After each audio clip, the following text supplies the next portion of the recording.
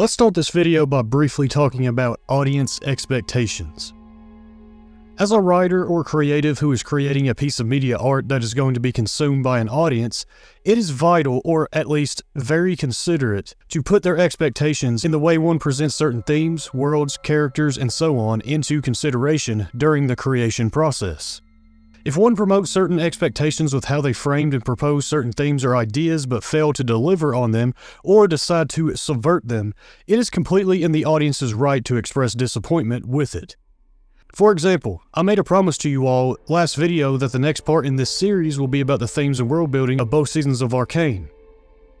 I could have, if I wanted to, made it about Avatar: The Last Airbender, Attack on Titan, or even Invincible Season 3 instead. I mean, that's hot out of the oven right now. I am so lonely. Cool story? Didn't ask. And I could justify it by saying it's my YouTube channel. I can do what I want with it. However, any of you all expressing disappointment with me would also be justified because I made a promise and failed to deliver on it. Striking a balance of having artistic freedom and putting audience expectations into consideration is the best place for a creative to be, in my opinion. Now, why am I bringing this up? It's because I believe that the way that the themes and world building were set up in Season 1 of Arcane created expectations for its sequel that mostly got subverted and such or reduced, resulting in another major reason for Season 2's contentious reception. Season 1 presents the themes of class division, a tale of two cities, with the way it introduces its world. It starts with an ominous bridge slaughter from the Piltover enforcers, fighting against a rebellion that started because of their city's neglect of their neighboring one. They walk around the dead bodies on the bridge as a child sings a nursery rhyme with lyrics of a poor person pleading with their neighbor to show some ounce of humanity to them in an eerie tone.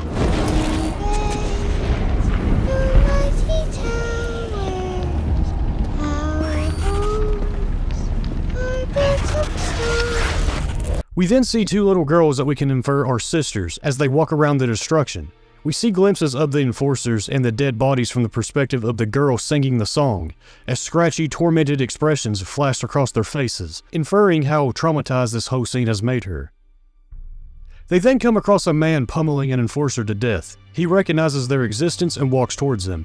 They then recognize that their parents are a part of the pile of dead bodies. The man recognizes the consequences of his actions, lays his weapons down, and decides to care for these two now orphan girls he has just come across, as we get a shot of the overarching city of Piltover before cutting to the opening song. This is a fantastic introduction that immediately pulled me into the show. Here we are introduced, or seemingly introduced, to the thematic through-line of the class conflict between the two cities of Piltover and Zaun in the way it presents itself. From here, the narrative switches back and forth, showcasing both cities through the stories of Vi and Powder/Jinx and Jace and Victor. Vi and Powder/Jinx being the Zaunite side, showcasing how their oppressed and neglected environment has made it to where survival and just trying to keep everything together is the main focus for them. In order to survive, they feel that they need to resort to crime, like stealing from Jace's apartment, in order to make money for them to just get by.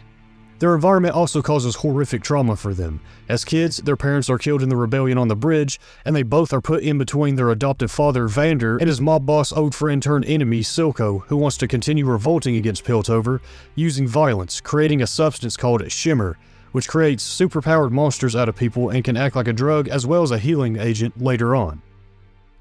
Vander wants to work with the enforcers and just live his life and raise Vi, Powder, Milo, and Clagger. Their clashing ideologies come to a head in episode 3, where the trauma becomes magnified when Powder tries to save them by using an unrefined hextech crystal she stole from Jace's apartment, but accidentally gets them all, except for Vi, killed. This creates a rift between the two sisters that creates even more trauma for them. From here, Silco takes over, and we see that his trauma from being a Zaunite has caused him to want to be respected by Piltover and be seen as independent, thus resulting in him neglecting his own people, making Zaun into an even worse drug-addicted, crime-ridden hellscape not made any better from Piltover's constant neglect. Powder's trauma, now going by Jinx, causes her to commit acts of terrorism in Piltover, prompting its council to start an investigation into Zaun.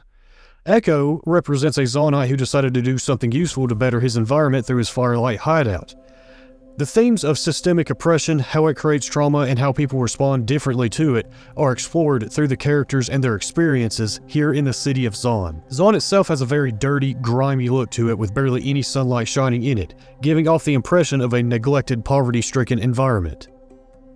Jace and Victor showcase the Piltover side, exploring how their prosperity has allowed them to focus on progressing technology.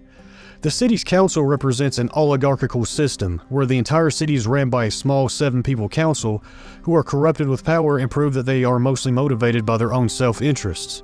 Jace eventually gets elected as an 8th member due to his rise in stardom creating Hextech. Victor, however, represents the gritty work ethic that someone from Zaun has to build up to even work their way into Piltover, as he does so, even becoming Heimerdinger's assistant. Heimerdinger, being the eldest member of the council, represents a conservative voice of reason who has blind spots due to his immortality.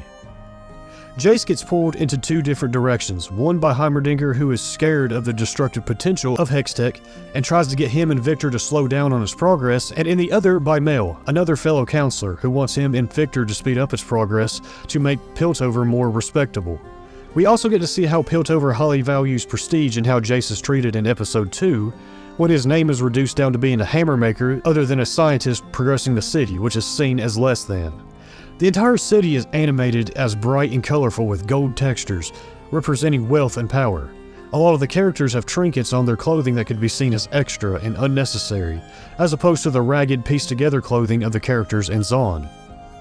The narrative, whenever it is set within Piltover, explores the themes of oligarchy, corrupted capitalism, and the pursuit of progress at the expense of others, entirely through the characters' experiences within this city. Caitlin represents an enforcer who separates herself from her peers and ends up eventually showing Vi that not all enforcers are bad, and vice versa for her when it comes to Zaunites. Marcus represents the exact opposite. He is the chief commander who is corrupted, works with Silco behind the scenes, and lies to the council about what is going on in Zaun, causing the tension between the 2 cities to rise. This rising tension between the 2 cities throughout the season explores the theme of the cycle of war, by having the constant overlooming question of will they go to war being an ever-growing reality. All these narrative lines center around Hextech, the Arcane, a magical substance which serves as the fabric weaving all of them together. The focus is never really on the Arcane itself, but on how the characters use it. Hextech proved to be useful if used correctly, but highly destructive if used incorrectly. It serves as a metaphor for technology in our day, like the internet, AI, or nuclear energy. Jace and Victor built it up through the time skip between episodes 3 and 4 to help make life in Piltover more convenient. The Hex Gates allowed for better trading and traveling, and it was used to power technology. Zaun was basically left in the dust, prompting Silco to ramp up his shimmer production and secretly use the Hex Gates to transport it under the guise of being an industrialist. When Jinx steals a Hex Crystal from Jace's lab, Silco influences her to make a weapon with it to use against Piltover. Here we see the juxtaposition of its use, with Jace and Victor bettering society with it, and Silco and Jinx wanting to use it to destroy. However, as Jace gets more concerned about Zaun using the stolen Hex Crystal as a weapon, and Victor about his chronic illness, they also start to use it for their own selfish gain. Jace gets influenced by Mbessa, Mel's mother from Noxus, and Vi, who influences him to infiltrate Silco's Shimmer Factory to use it as a weapon against the Zaunites that gets an innocent child killed. Victor uses the Hex Core that he brought about through tinkering with the rune, and infuses Shimmer into himself to augment his body to hopefully cure his ailments. However, he ends up getting Sky killed in the process. All of this creates a very complex and nuanced story about the inevitability of human nature. It showcases how we as humans have both good and wicked intentions, as we can use technology to either build or destroy. It also showcases a political butterfly effect of the consequences of a corrupted system having complete control of the wealth that comes in and the trickle-down effects it has. And it does so by showing the intentions and experiences of both sides. It gave the characters a level of complexity and nuance that made them both good and bad, never falling neatly into categories of heroes and villains, which was a surprising amount of depth for a League of Legends adaptation. This is the kind of complex writing I'd expect from the likes of early Game of Thrones or The Wire, not a game adaptation.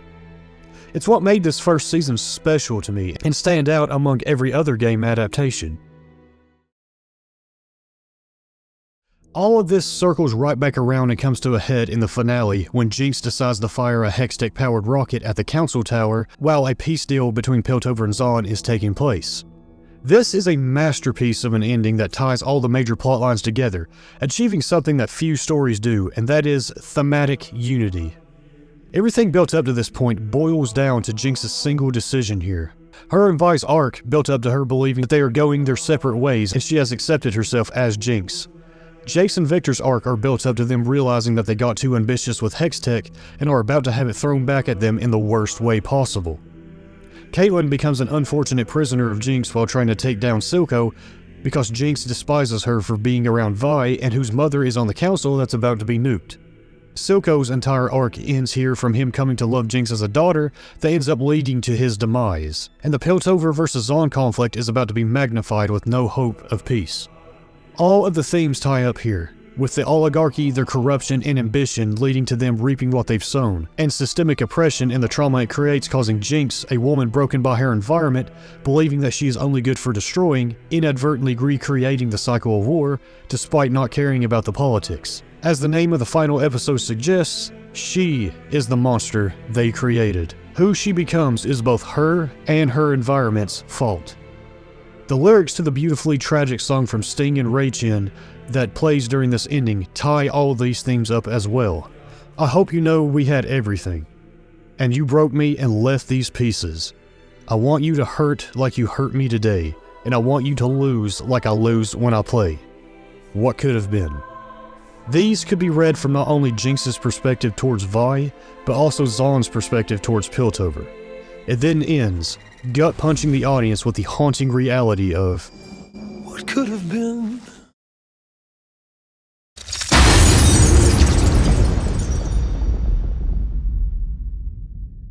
It's what makes this ending such a profound tragedy. Things did not have to go this way. All of this is masterfully explored through the personal human problems of the characters that are grounded within the backdrops of the cities of Piltover and Zaun. The expectation that a lot of the audience had for Season 2 was a civil war between the cities with Hextech and Shimmer being the center, and the tragedy that they could have been used to build up, but are now being used to destroy, unfolding, with the relationships that could have been being broken apart. And it's all because of how the themes in the world were set up, whether it was intentional or not. Season 2 still tries to be tragic, and in a way it is, as the ending is tragic, but it veers off of the kind set up in Season 1. Act 1 presents very interesting ideas. Vi believing Powder is gone and she now has to take out the monster that remains and becoming an enforcer, Caitlyn becoming increasingly vengeful towards Jinx, and Bessa being a snake behind the scenes, Jinx being at her lowest, the Chem Barons fighting over power, Jinx being seen more and more as a revolutionary idol, Victor being pissed at Jace for not destroying the Hex Core like he promised are all ideas that could have absolutely continued the tragedy of what could have been. Despite its multiple problems, it's the best act in Season 2 in my honest opinion, because it stays set within the setting of the first season. However, it very early on starts recontextualizing its themes and world building. In Episode 2, Echo and Heimerdinger find a mysterious goo substance on their tree in the Firelight hideout. After sneaking into Jace's lab, they find out it was a consequence of Jace and Victor using the Hex Gates. This introduces a side effect that makes the morality of using Hextech become more black and white. This is a plot point that never gets brought up again, mind you, because it's mainly used as a catalyst to introduce something much worse, the Wild Rune, an interdimensional anomaly. It being interdimensional isn't really the problem, what it represents is the problem. A consequence of using the Arcane, making it inherently uncontrollable, unpredictable, and corrupt in nature. In the same episode that it is introduced, Heimerdinger says this: I've seen miracles spring from the hands of mages many times, but so often they turn to horrors. I'd always presumed it was due to mankind's turbulent relationship with power. But perhaps it is a property of the Arcane itself. In the alternate universe episode, we get a juxtaposition of a universe that is a utopia that Echo and Heimerdinger are in, and an apocalyptic one that Jace is in. In the apocalyptic one, the Arcane destroyed everything through Victor, and in the utopian one, Vi died. One dead kid? No, it's not just that Vi died, but a butterfly effect with a big catalyst being no Hextech being invented. This makes the use of the arcane a curse, corrupting the user. To me, this takes away the complexity of the dynamic between Heimerdinger and Jace in Season 1, with Heimerdinger trying to get Jace to control it because he has seen the misuse of it, and Jace being young and bold enough to dream of a better future with it, because it recontextualizes it to be something that him and Victor should have never dreamed with at all. Instead of continuing the tragedy of what could have been with Hextech being used as a weapon because of Jace and Victor's ambition and greed, Season 2 instead subverts it to what shouldn't have been. They shouldn't have ever had a Hextech dream to begin with because the arcane is a curse. This puts the blame mostly on the arcane itself as opposed to the hearts of the characters. Some people may not see a problem with this, but for me it sucks the complexity out of the story and makes it more morally black and white. Black and white stories that have clear-cut good versus evil aren't a bad thing. There are plenty of them that I enjoy, like The Lord of the Rings for example. But Arcane playing in the morally grey like it did in Season 1 is one of the many things that made it stand out to me. Jace and Victor's actions in Season 1 were complicated. You could talk for hours about their mix of good and bad intentions. The audience becomes more and more conflicted with them as the story progresses. In Season 2, it becomes increasingly less conflicting to choose a side with them. Victor creates a commune through him healing the Shimmer addicts with his newfound Hexcore-infused powers, but then it is later revealed that he plugged them into a hive mind and stripped them of their humanity. As the season progresses, he becomes more and more tyrannical about this, and eventually becomes an Avengers-level threat who is trying to plug the whole world into said hive mind to cure the problem with us humans being a mix of both good and bad. It's not hard to choose a side here. Victor and anyone for him are clearly wrong for this, and Jace and anyone for him are clearly right for wanting to stop him. It's not bad writing, and some people may even prefer this style. Personally, I find it far less interesting than what was presented in Season 1. Whether Victor is Victor or being completely controlled by the Hexcore or it being a mixture of both isn't entirely clear, but the idea of the arcane being a curse is. To be fair, Season 1 does seem to foreshadow Victor dying and then becoming some kind of arcane wielder, but him becoming as powerful and threatening as he does, with Ambessa and her Noxian soldiers teaming up behind him, caused the narrative to go from the grounded class conflict to a much larger scale in such a short amount of time.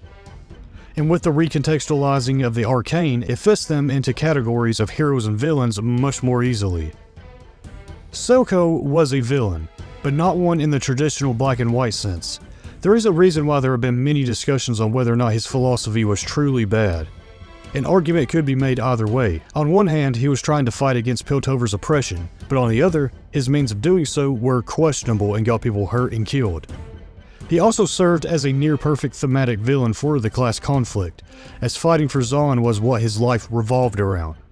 Victor and Ambessa, while not badly written by any means, serve as more generic good versus evil villains that pull the narrative's focus away from this class conflict.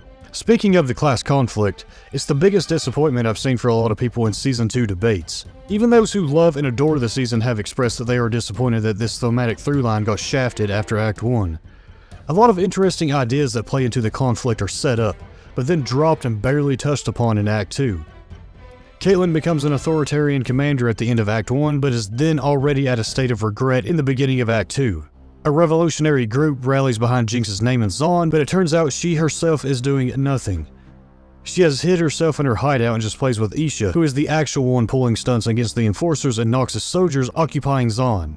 Willrook then gets introduced, which is something fans theorized about since Season 1 aired, and that it would be Vander, who is perfect for it, and Season 1 even heavily foreshadows this multiple times. He could have been a terrifying addition to the class conflict, adding tension where the characters would hesitate to fight as to not attract him. However, he ends up being a mere plot device for Jinx, Vi, and Victor that also steers the narrative away from the class conflict.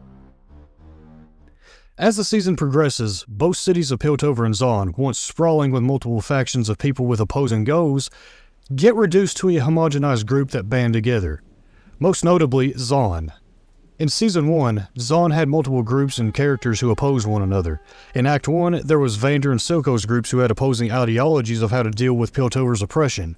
Savika and a group who agreed with her left Vander for Silco when they saw him as weak for letting the Enforcers walk all over him. In Act 2, There was Silco, who took over and had a foothold on most of Zaun. However, a secret group who called themselves the Firelights, headed by Echo, opposed him by sabotaging his shimmer trades. The Kim Barons, who worked with Silco, started to question him when his favoring of Jinx started to rise above the cause for Zaun's independence, leading one of them, named Finn, to try to get Savika to go against him. This created a nuanced world that felt alive and real, despite being a steampunk fantasy. Season 2 could have expanded on this more, and it seems to in Act 1, with the Kim Baron Smeech deciding to work with the Enforcers to turn Jinx in. After that, however, Zaun loses all of its complexity. In Act 2, not only is there a group of people who dye their hair blue to rally behind Jinx's name, but every group eventually rallies behind her, including the Firelights. No group is shown opposing Jinx and trying to give her up to get Piltover off their backs. This, in my opinion, could have added more complexity and maturity to the situation. Yes, they're under martial law, but this would have been more realistic to how multiple groups of people would react in this situation. Not everyone would just rally behind her, especially when she is the one who put them in the situation that they are in. However, this gets dropped immediately for the Warwick plotline in the next episode.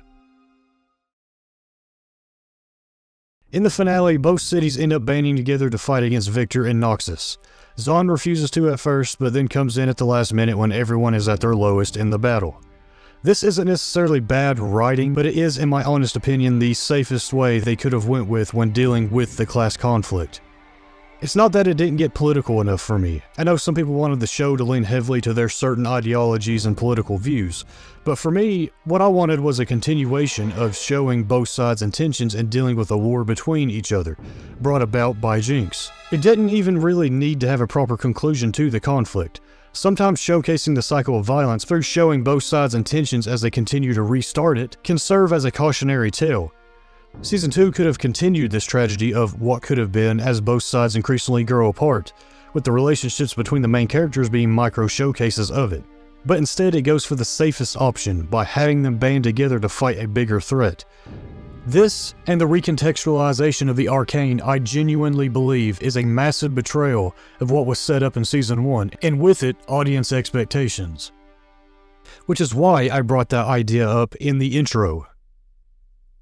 Season 1 gave off the impression of a story that was about a tale of two cities, with the sister conflict and the Science Boys being the microcosms within them, by the way it set up and presented its themes and world building. I've seen some people insist that perhaps this was just aesthetics all along, and maybe this is true, but that's not the impression Season 1 gives off. Personally, I don't really subscribe to that claim, because there are so many thematic elements of systemic oppression and the effects it has in that season that I genuinely believe that the shift in the priorities of it going from being focused on personal human problems to a conceptual one is what actually caused this change. Season 1 deals with the experiences of the characters grounded within Piltover and Zaun, dealing with the themes of systemic oppression, trauma, class divide, corrupted politics, the cost of ambition, and the cycle of war. Season 2 broadens its themes, going for fate, transcendence, legacy, geopolitical tension, multiverse, and time travel, but it doesn't wrap up the thematic through lines previously set up before doing so. So what we end up getting is the ideas of police brutality, martial law, civil war, and revolutions that expand on the class conflict being presented, but are quickly wrapped up to move on to the more broader themes, which is going to leave a good number of the audience feeling betrayed. A conceptual focus is something they could have done in a future series. Arcane should have stayed grounded in the human problems within the two cities like it started out. The dynamic between a vengeful Caitlyn versus a wildcard Jinx with Vi being in the middle was a very interesting setup in Act 1 that could have been a fantastic thematic replacement for Silco. However, as I stated earlier, this gets subverted in Act 2 because the writers had a certain concept in mind for the main characters, which leads me into the next section. In this video, I went over the theme and world building of both seasons and how they clash and differ. In the next one, I will be going over both the character development and narrative structuring of both seasons.